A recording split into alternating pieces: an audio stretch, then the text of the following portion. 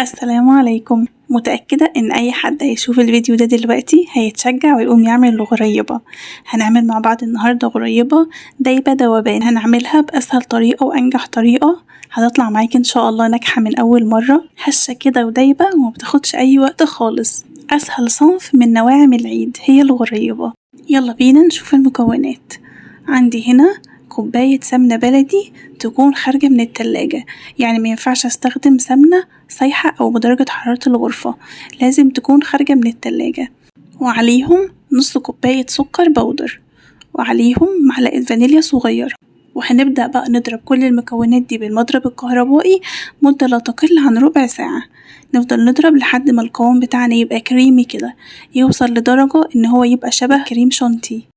لأن من أهم عوامل نجاح الغريبة هو الضرب بتاعك ده، لازم توصليها لمرحلة يكون القوام فيها كريمي، وهو ده القوام المطلوب اللي انتوا شايفينه قدامكم ده، قوام كريمي.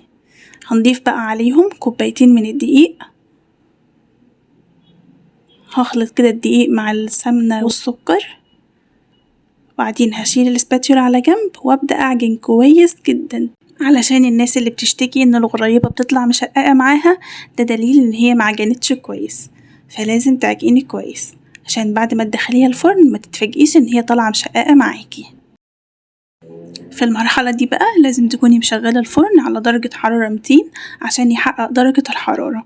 هي هنا خلاص كانت وصلت معايا ان هي خلاص داخلة في النعومية اهي. بشوف كده بختبر، لقيتها محتاجة كمان، عجنتها كمان شوية وخلاص وصلتها للمرحلة الكريمية دي.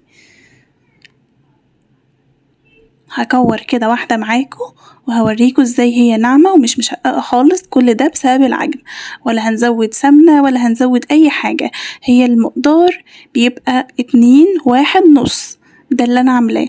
لو انت عايزة تزودي وتضعفي المقدار بيبقى 4:2:1. هي معادلة الغريبة كده، كل حاجة بالنص. كوبايتين دقيق، نصهم سمنة، نص سمنة سكر. هشكل بقى كل الكمية اللي معايا.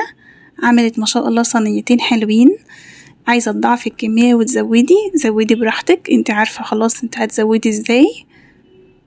وهندخل بقى الفرن 10 دقايق بالظبط. سيبيهم على الساعة، ما تسيبيهاش كده بالبركة. الغريبة ما بتاخدش لون نهائي، الغريبة يدوب كده بتشم النار. هي على درجة حرارة 200، بتدخليها على الرف اللي في النص مدة 10 دقايق.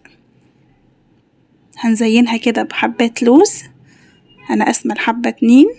وخلاص هي كده طلعت معانا، طلع ما شاء الله. انتي اول ما هتطلعيها كده هتحسي ان هي طرية. سيبيها في الصينية، ما تحركيهاش نهائي غير لما الصينية تبرد خالص، هتمسك نفسها وهتبقى جميلة.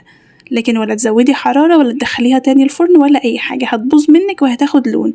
والغريبة ما بتاخدش لون، شايفين طلع بيضة من فوق ومن تحت. وبس كده، هي دي النهاردة كانت وصفتنا. اتمنى يكون الفيديو عجبكم، وهستناكم تقولولي رأيكم في الكومنتات. والسلام عليكم ورحمة الله وبركاته.